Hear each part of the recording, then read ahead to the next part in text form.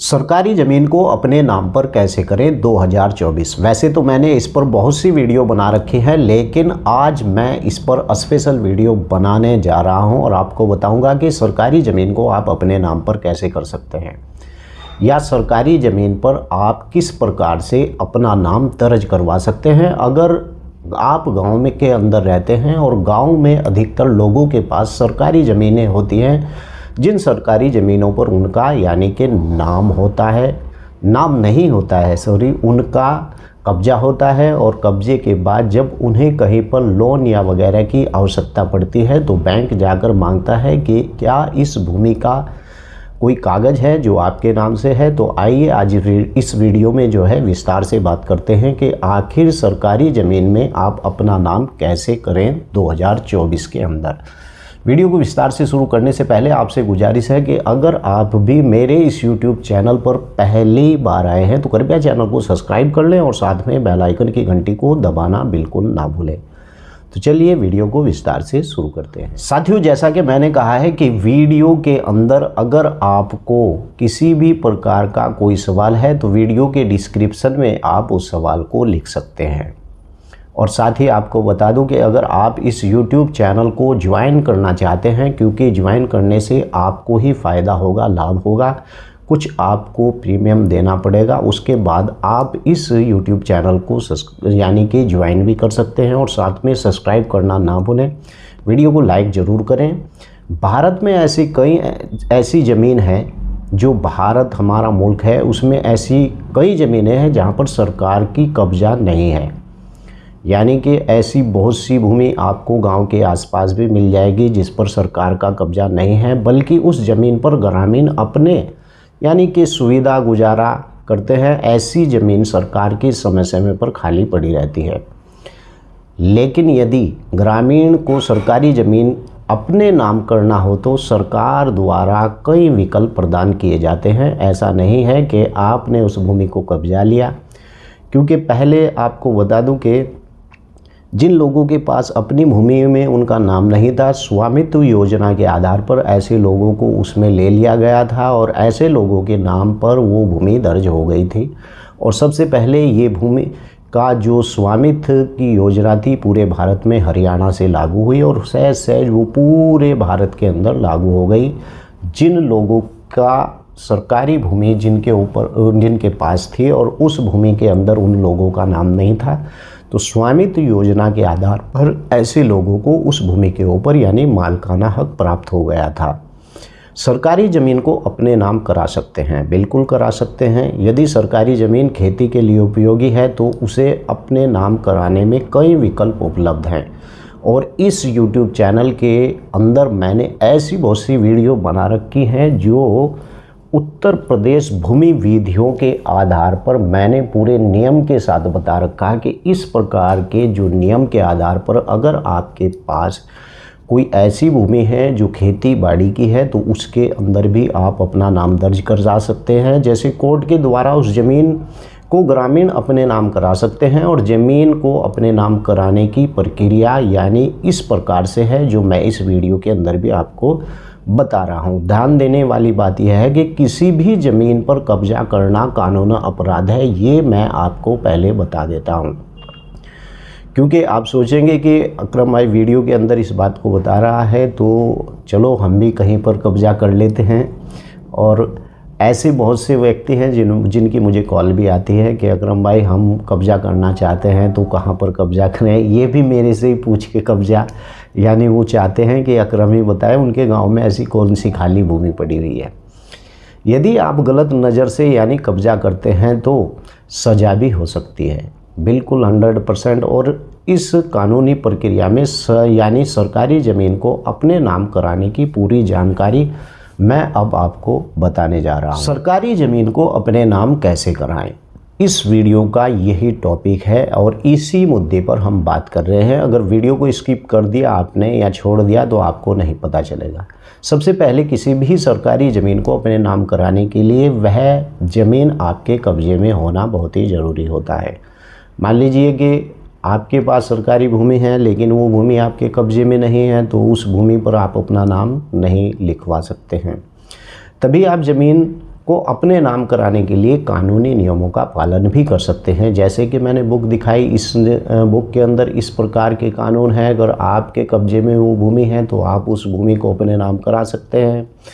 और मैंने विस्तार से इस YouTube चैनल के ऊपर ऐसी बहुत सी वीडियो बना रखी है जिनमें मैंने आपको बताया है विस्तार से कि किस प्रकार से कब्जाई हुई ज़मीन में आप अपना नाम दर्ज करा सकते हैं या सरकारी ज़मीन में आप अपना नाम दर्ज कर सकता है।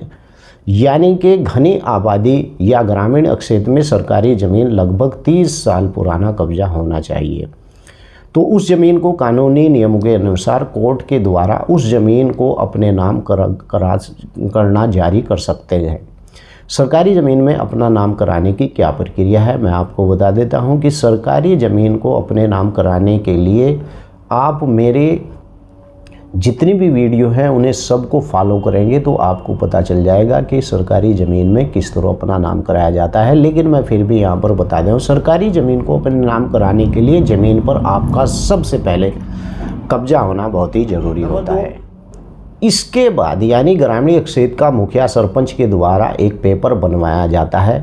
और तीसरे नंबर पर आपने अपने ज़िले के डीएम यानी डिस्ट्रिक्ट मजिस्ट्रेट के पास ज़मीन संबंधित एक आवेदन भी करना होता है। और डिस्ट्रिक्ट मजिस्ट्रेट के आदेश पर अचल कार्यालय में यानी के द्वारा वो वेरिफिकेशन किया जाएगा और वेरिफिकेशन करने के बाद ज़मीन को आपके नाम पर किया जा सकता है। लेकिन यहाँ पर एक नोट करने वाली बात यह है कि सरकारी ज़मीन का महत्व को ध्यान में रखते हुए सरकार निर्णय लेगी। ऐसा नहीं कि आपने कलेक्टर के या मजिस्ट्रेट के कार्यालय में आवेदन कर दिया, हो सके वो आपको दे दे। लेकिन यहाँ पर निर्णय लेने का जो अधिकार होता है वो सरकार को होता है। और उसे क्या करना है, यदि उसका आवेदन अस्वीकार यानी कि स्वीकार हो जाता है तो सरकारी ज़मीन को खाली करना पड़ेगा अगर उसका आवेदन अस्वीकार हो जाता है। लेकिन पहले आपके कब्जे में वो भूमि होनी चाहिए। अब यहाँ पर बात करते हैं कि जैसे मैंने आपको बताया कि सरकारी ज़मीन में आप अपना नाम कैसे करा सकते हैं। अब यहाँ पर मैं इस वीडियो के अंदर जानकारी दूंगा कि सरकारी ज़मीन कैसे खरीद सकते हैं आप, उसकी पूरी जानकारी। यदि आप सरकारी ज़मीन खरीदना चाहते हैं तो यानी आधिकारिक वेबसाइट पर सरकार की नोटिफिकेशन चेक करते रहें, क्योंकि सरकार ज़मीनों का पट्टा या कुछ योजनाओं के तहत बेचती भी है सरकारी भूमि को। यदि आप ऐसा कोई योजना या पट्टा या ज़मीन मिलती है तो जिला कलेक्टर के एक आवेदन पत्र लिखें और उस आवेदन पत्र पर ज़मीन खरीदने का भी कारण बताएं। और इसके बाद आप सभी आवश्यक डॉक्यूमेंट जैसे आधार कार्ड, पैन कार्ड और एड्रेस प्रूफ या उसका यानी कि आवेदन के साथ लगाएं। और यदि कलेक्टर के द्वारा सरकारी ज़मीन पर यानी कि पट्टा बनाने के लिए अप्रूव किया जाता है तो आप उसे खरीद नहीं सकते। और आपको बता दूं कि उस ज़मीन का अधिकार और सरकारी पास रहेगा, यानी कि सरकार के पास ही उस ज़मीन का अधिकार रहेगा अगर भूमि आपको पट्टे में मिलती है। और इसके साथ आप उस ज़मीन का उपयोग किसी अन्य कार्य के लिए नहीं कर सकते। मान लीजिए कि सरकार ने आपको वो भूमि मकान बनाने के लिए दी है तो आप उस पर मकान ही बना सकते हैं, इसके अलावा आप उस पर कुछ कार्य दूसरा नहीं कर सकते। अब यहाँ पर कुछ क्वेश्चन थे जो मेरे साथियों के थे, उन्होंने मेरी वीडियो के नीचे लिख भी रखा था और ऐसे क्वेश्चन थे जिनका मैं आपको अब जवाब भी देने जा रहा हूँ। एक ने पूछा था कि सरकारी ज़मीन को अपने नाम पर कैसे करें, इसके ऊपर मैंने ये सेपरेट वीडियो बना दिया है। सरकारी ज़मीन को अपने नाम करने के लिए उस ज़मीन का आपके पास कब्जा कम से कम 30 साल का होना चाहिए और ज़मीन घनी आबादी में हो और उस ज़मीन पर खेती योग्य भी होना चाहिए। नंबर 2, सरकारी ज़मीन को आपके नाम करने के लिए किसके पास आवेदन करना चाहिए। मैं आपको बता दूं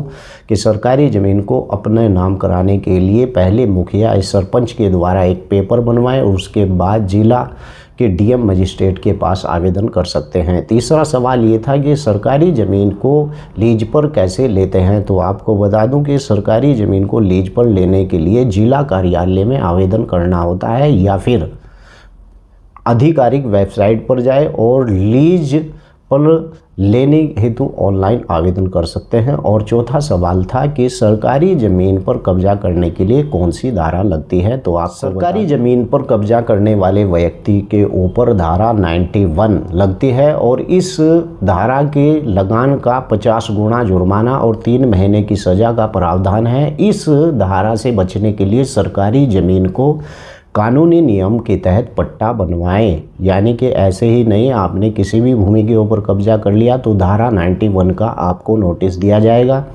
अब चौथा सवाल, पांचवा सवाल ये है कि सरकारी ज़मीन पर कब्जा करने की सज़ा कितनी है। तो आपको बता दूं कि सरकारी ज़मीन पर कब्जा करने की जो सज़ा है लगभग 3 महीना और इससे बढ़ाकर 3 वर्ष भी हो सकती है और उस ज़मीन का यानी 50 गुना जुर्माना भी आपके नाम पर लगेगा। अब पांचवा सवाल यह है कि छठा के सरकारी ज़मीन को कब्जा कैसे करें।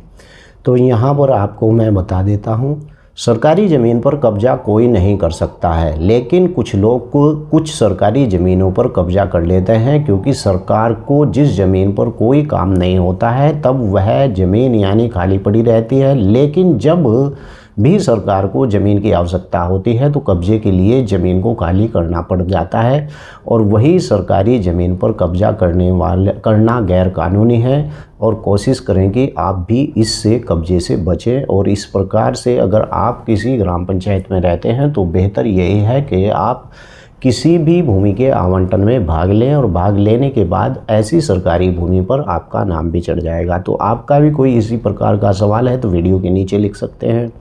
जय हिंद, जय भारत, खुदा हाफिज़। अगली वीडियो में फिर मिलता हूँ।